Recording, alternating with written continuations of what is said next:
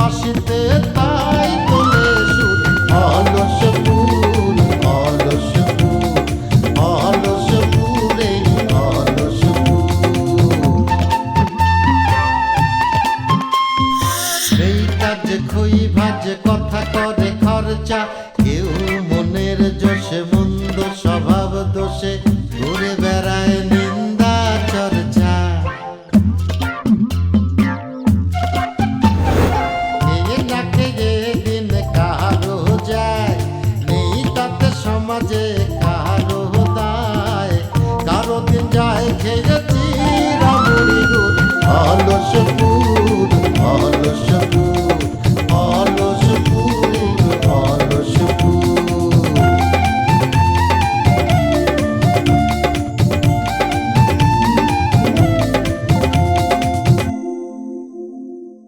আপনি কিন্তু মার্জনা করা যায় না এরকম অপরাধ করতেছেন।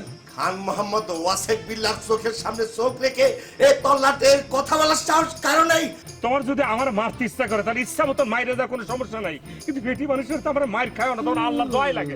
আমি তোরা মারতে যাবো কিছুর জন্য? বিটি মানুষের মাইরি তুই খা, মারো মারো মারো। আমার আম্মা আমার যতটা ভালোবাসে বেনারসিরেও ততটা ভালোবাসে। সে আমার ডাক শুনতেছে না, আর সে হয়েছে আপনার পালক হয়ে তার ডাক। তুপন গাজীর ভাইস্তে চাকরি করবে? এই তুপন গাজীর কি ভাতের অভাব? সে লোকের চাকর হবে? চাকর? বিধি তুমি বলে দাও আমি আমি তোমার আজকে বিয়ে করবো। এ বাজা ভাই জান তো কাজ স্কুলে ডাকি নিয়ে আসেন। না কোনোদিন না। এই কি বলতেছিস রে? তার মানে কি তুমি তো আমার কাছে প্রপোজাল নিয়ে আসছিলে, এখন সে প্রপোজাল কি জাল হয়ে গেল, মিথ্যে হয়ে গেল? হ্যাঁ সেটাই সেটাই। এই শুরু করে দিই লীলা বা লীলা বা বরজবতী সৈগ বরজবতী সৈগ পিলিয়া এই কি থামাও। এই শুনো, এই ডলি কোনোদিন কাউরে ভুল প্রপোজাল দেয় না, জাল প্রপোজাল দেয় না। আই সিরু, আমি ঠিকই টের পাচ্ছি তোর হচ্ছে কি চরিত্র খারাপ, একেবারে চরিত্র খারাপ। কোন চরিত্রহীনের সাথে আমার ইয়ে হতে পারে না। কার চরিত্র খারাপ ডলি? আমার চরিত্র খারাপ আর তোমার চরিত্র অনেক ভালো, তাই রে? তোমার সঙ্গে যে মুখ বুলের একটা ইয়ে ছিল এটা তো গ্রামের সবাই জানে, আমরা তো কিছু কিছু পত্রিকা মনে করে পাইছি। এখন আমার কথা হচ্ছে কোনটা, তারপরও কিন্তু আমি তোমার বিয়ে করতে চাচ্ছি। এটা তো তোমার 7 জন্মের ভাগ্য। বহুত আমার মারতেছে। গেছে গেছে গেছে আমার গেছে আমার গেছে মারবেন কেন? শুনো বজা ভাই, আমি তোমার কাছে বিচার দিতেছি, তুমি এই গ্রামের মেম্বার, তুমি ওই সিরুরে এই গ্রাম ছাড়া করবা। তা নাহলে কিন্তু তোমার খবর আছে, তোমার এই গ্রাম ছাড়া করে দিব আমরা। হ্যাঁ হ্যাঁ সেটাই ভালো। দাও দাও আমাকে গ্রাম ছাড়া করে দাও। দেখো আমার তো ঘরও নাই, বাড়িও নাই, হ্যাঁ থাকার মতো জায়গা নাই। আমি ওই যে জলবায়ুর প্রভাবে আমি এখন নিঃস্ব হয়ে গেছি, উজবাস্তু হয়ে গেছি। জলবায়ু না, এ হচ্ছে তোমার প্রেম ভালোবাসার বায়ু। ওই সেটাই জলবায়ু। হ্যাঁ শোনো, জলবায়ু নিয়ে আমি পরে কথা বলবো না। এখন দেখো আমার তেমন তো কোনো কাজ নেই, একমাত্র কাজ রাষ্ট্রীয় একটা দায়িত্ব আছে, সেই দায়িত্বটাই পালন করা।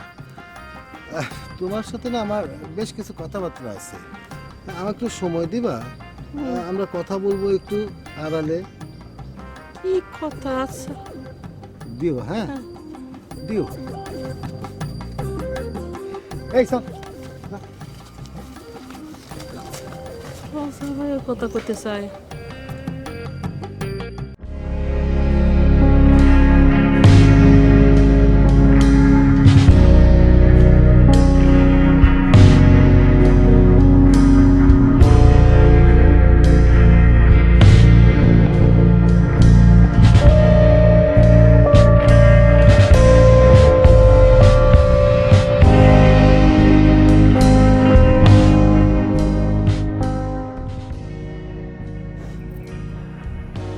বাস্তবতা খুব নিষ্ঠুর আব্বা, কখনো কখনো মানুষকে চোখে আঙ্গুল দিয়ে অনেক কিছু দেখিয়ে দেয়, যতই সে ভুলে থাকতে চায়।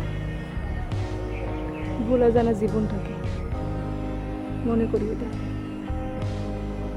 আরে হাতে 5টা আঙুল যেমন এক সমান হয় না, তেমনি এক পরিবারের সব মানুষ একরকম মানুষ হয় না। কিছু কিছু মানুষ আছে তারা অন্যের কষ্ট দিয়ে খুব আনন্দ পায়, কিন্তু এটা চিন্তা করে না যে এটা তার কি লাভ। সংসারে যদি সবাই লাভ ক্ষতির হিসেবটা করতো তাহলে পৃথিবীটা এরকম হতো না। আব্বা, মানুষই মানুষে মারে, কি লাভ কও? মানুষ তুমি, খুব বেশি হলে 100 বছর বাঁচবে। এই এতটুকু জীবনে এত কি দরকার তোমার? মানুষের কিন্তু আর কারোর বিরুদ্ধে যুদ্ধ নেই, মানুষই মানুষের শত্রু। আব্বা, কেন মানুষ মানুষকে খুন করে? সেটাই তো সবচেয়ে বড় প্রশ্ন রে মা, কেন করে? মানুষ বুঝতে পারে না যে সে কেন করতেছে। যদি বুঝতো তাহলে আর আজকে এই অবস্থা হতো না, তোর মার এরকম বন্দি থাকতে হতো না। আচ্ছা আব্বা, মা এত ভালো একজন মানুষ, তুমি তার ভিন গ্রামে কেন ফালায় রাখছিলা? তোমার একবারও মনে হয় নাই তোমার এত সুন্দর একটা মেয়ে আছে, তোমার তার কাছে ছুটে যেতে ইচ্ছে করেনি? আব্বা, তুমি তো এরকম ছিল না, তুমি এরকম কেন করলে?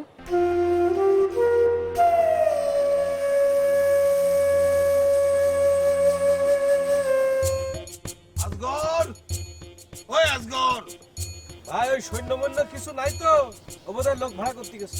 এই তুই তারা সাহায্য করতেছিস না? আরে কি বলেন সাহায্য করবো না?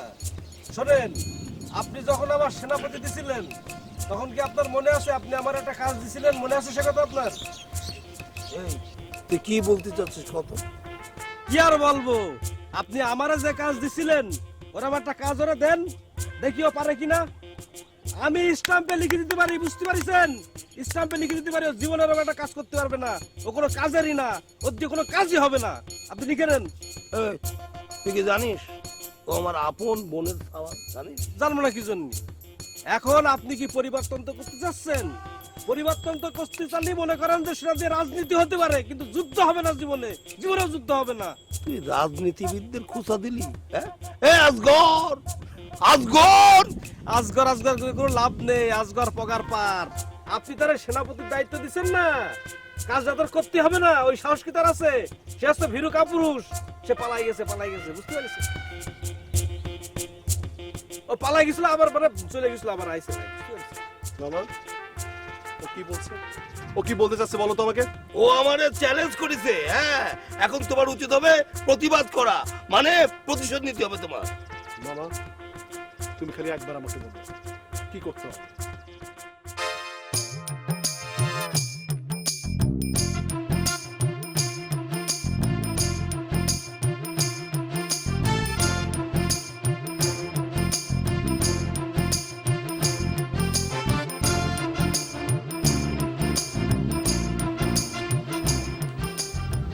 এই চাচা, এই কি শুরু করেছো তোমরা? তোমাদের বাড়ির উপর কি গুন্ডা বসতেছো নাকি তোমরা? সেটা আমার তোমার ভাই যদি যে গুন্ডাগিরি, যে মাতবুরিগিরি শুরু করেছে তা তো তার সহ্য করার মতো না।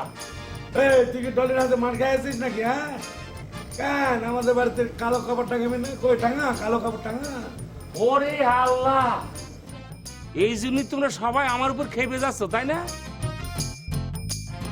আমি যে বাড়ির উপর কালো কাপড় টাঙাই দিয়েছিলাম সেটা তো তোমাকে সবার ভালোর জন্য, তোমরা বাড়ির ভিতরে যা খুশি তা করতে পারবে। এই ফাজিল, এই তুই আমাকে অপমান করছিস না? অপমান করছিস? ফাজিলের ফাজিল দাঁড়া, দেখাচ্ছি মজা তোর আমি। এই চাচা, এই কি জলি মায়ামানি করে তার আমি ছাড়িয়ে দিচ্ছি। তোমার কিন্তু আমি ছাড়বো না, কিন্তু তোমার কিন্তু এখন দেখা দেওয়া কি কি?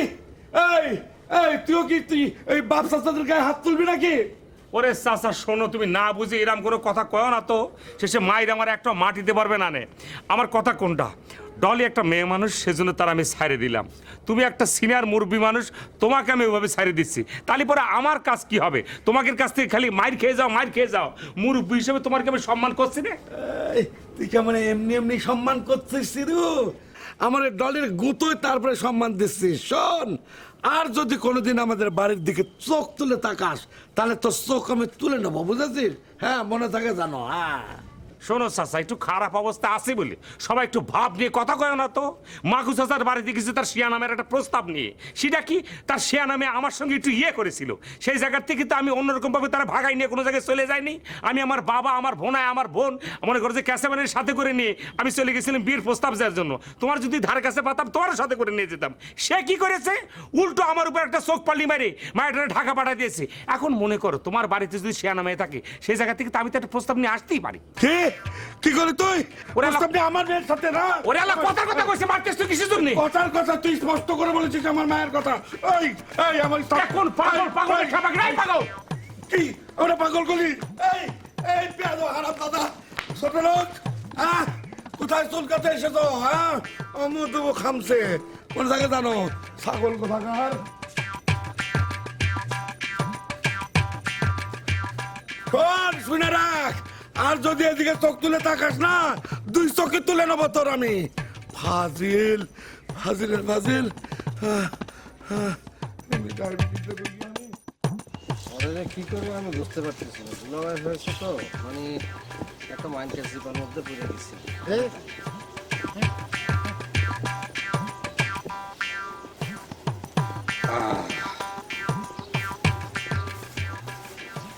রে বজার জমস না না পাতাই না ভাই মাথার মধ্যে তো চোখ দুটো এরকম ঠিক রে বাইরে হচ্ছে কি জন্য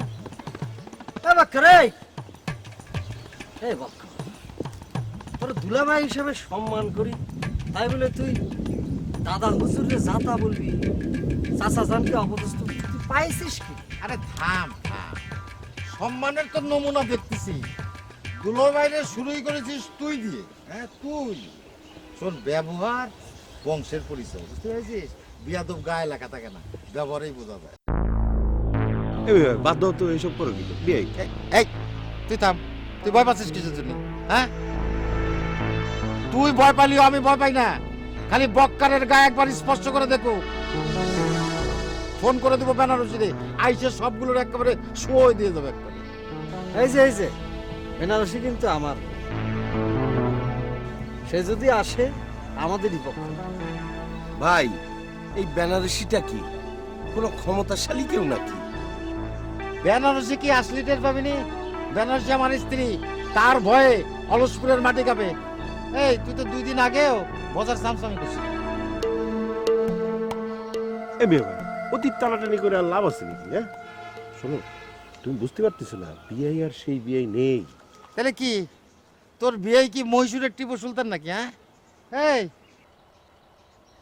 এইখানে সে ক্যাডার চাইছিস না একেবারে দইরে একেবারে ফিডার খাওয়াই দেবো ফিডার ফাজিলের ফাজিল তা আমার কাছ থেকে সেদিনে ভালো বাবার পাবি যেদিন আমার আম্মার মুখে আমি হাসি দেখবো দুলাভাই আমরা তো সেটা চাই আমিও ব্যক্তিগতভাবে চাই আমি কি কম চেষ্টা করতেছি এই বিস্তি কথা বুঝতে এই তো এই যে লাইনে আছিস শোন রে মকবুল আমার তো চিনিস এমন চাল চাইলে দেবো না যে চোখের পানি নাকের পানি সব এক হয়ে যাবে হ্যাঁ এখন যদি তুই দুলোভাই মানিস আর এরকম ভদ্র ব্যবহার করিস তাহলে প্রসঙ্গ ভিন্ন হ্যাঁ এই দুলাভাই আপনি কি চাল চালবেন না কি চাল চালবেন আপনি কি তুফান গাজীর সাথে যে হাত মেলাবেন নাকি এই তুমি আবার এসব কি করছো তুফান গাজীর আমরা চিনি নাকি তার সাথে হাত মেলাবো তুমি চেনো না ঠিকই কিন্তু তোমার ভাই বক্কর স্বার্থ হাসিলের জন্য ঠিকই তুফান গাজীরে খুঁজে বাইর করতে পারে হ্যাঁ মকবুল এই সমস্ত ঝাড়ি মারি বাদ দিয়ে তোর দাদা হুজুরে বল আমার আম্মা হুজুরের ঘরের থেকে তার পুত্রবধূর মর্যাদা দিয়ে বাইর করতে আর 13 দিন পানি পান না করে কিন্তু অনশনে আছে যদি ভেটকায় মরে যায় তাহলে তোর কিন্তু খবর আছে কয়ে দিলাম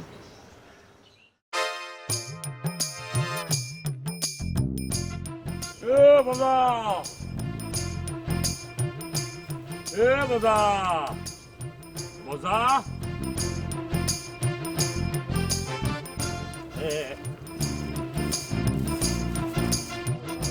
কি রে কি রে তুই আমার নাম ধরে ডাকতেছিস যে নাম ধরে তো ডাক আমি কি ভুল কিছু কয়েছি তুমি তো ভজা ভজা না আরে বাবা আমি তোর বয়সে বড় না একটু ভাইটাই ডাকলে হয় না ও তুমি ভাইকে ডাক শুনতে চাচ্ছ তাই না এ ভজাটাই ভজাটাই ভজাটাই ভজাটাই এই, মারিস না। এই শোনো শোনো শোনো শোনো এই, শোনো চুপ। এই বয়স হয়েছে মারতে আইসো না সম্মানটা কিন্তু এইখান থেকে আসে ঠোঁটের ফাঁক থেকে না কিন্তু তারপরেও তো তুই তো আমাকে সম্মান করিস না করিস তো সম্মান করিস তো হ্যাঁ তা তো করি এখন মনে করো তোমার হাতের সঙ্গে হাত মিলে একটা প্রস্তাব দেবো তুমি যদি আমার হাতের সঙ্গে হাত মিলাও তাহলে পরে তোমার সম্মানটা করব আর যদি না মিলাও তাহলে পরে করবো না ও আচ্ছা আচ্ছা আচ্ছা আচ্ছা, আমি বুঝতে পেরেছি। এইখানে তোর একটা স্বার্থ জড়িত না?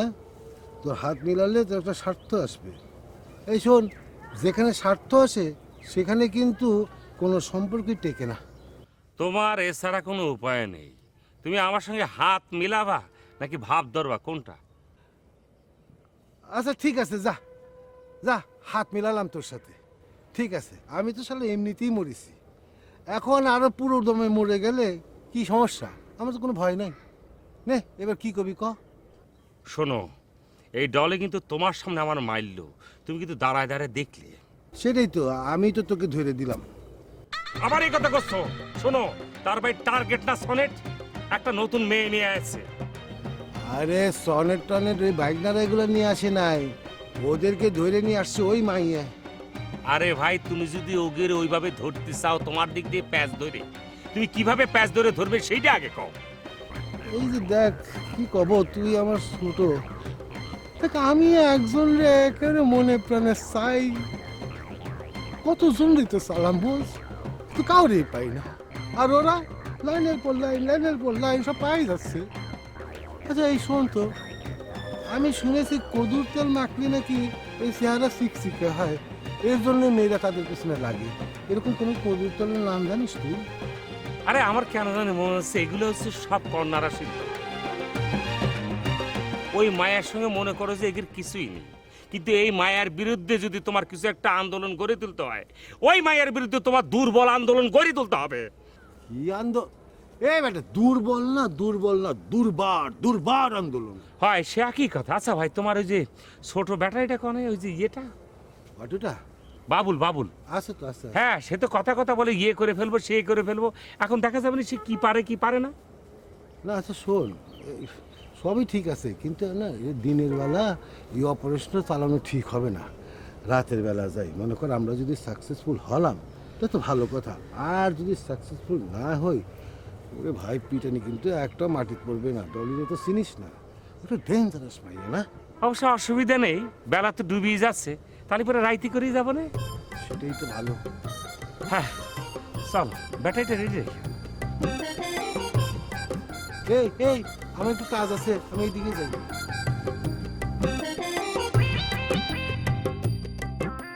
মামা তুমি কি বুঝতে পারিছো? তুমি কি বুঝতে পারিছো যে সে কোন লেভেলের বিয়াদব?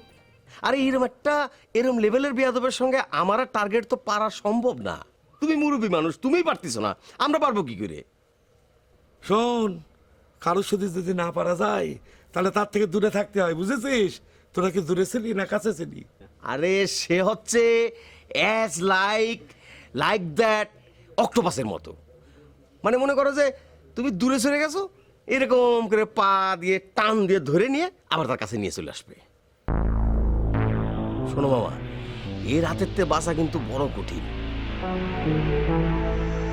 আমি ধরো যে ওই যে যশোর যাওয়ার জন্য বাস স্ট্যান্ডের কাছাকাছি গেছি, আইসা হাজি। কোথায় আসলো? কোথায় আবার? টার্গেটের দোকানের পর বসায় রেখে আমি গেলাম হচ্ছে বাসের কি খবরটা দেখতে। ফিরে এসে দেখি এই মেয়ে নির্লজ্জের মতো টার্গেটের হাত ধরে কিনার মতো হাঁটতেছে। ওরে সর্বনাশ, তো ভয়ঙ্করী। ওরে ওখানে ওরে খেদা খেদা, এই বাড়ির থেকে খেদা, তা নাহলে তোর মামি আমার কচু কাটা করবে। হ্যাঁ, আরে খেদালিও কিছু হবি না, আমার কাছে মনে হয় যে গরম আগুনের মধ্যে মনে করো ছাড়িয়ে দিতে হবি, তালি পরে যদি শিক্ষা হয়। এই তুই কি আগের দিনের রাজা বাদশাহ যে যা ইচ্ছা বলা বলি করবি আর যা ইচ্ছা তাই করবি? শোন, এটা স্বাধীন দেশ, বুঝেছিস? আইন আছে, দেশের একটা আইন আছে। এখন উল্টাপাল্টা কথা কবি না, শব্দ করে কবি না, তাহলে বিপদ আছে। হ্যাঁ, বলে দিলাম। হ্যাঁ। ঠিক মামা, আপনি এই কথাটা আপনার এই যে সোনার চান বাগনাটা আছে না, তার একটু বুঝায় কন। সে মনে করে যে উল্টাপাল্টা কাজ করে যাবে আর বাড়ির উপর থেকে সে পলায় যাবে, তারে কেউ ধরতে পারবে না নে। হ্যাঁ, ওইসবের দিন শেষ। এখন রাস্তাঘাটে সব জায়গায় সিসি ক্যামেরা ফিট করা আছে, সেই ক্যামেরা যদি ছবি উঠে আর সেই ছবি যদি ফেসবুকে চালানো যায়, তারপর সে যদি বান্দরবনে যায় বান্দরের সাথে বিয়ে করে ঘর করে, তালি পরেও পুলিশ তারে ঠিকই খুঁজে বের করবে না।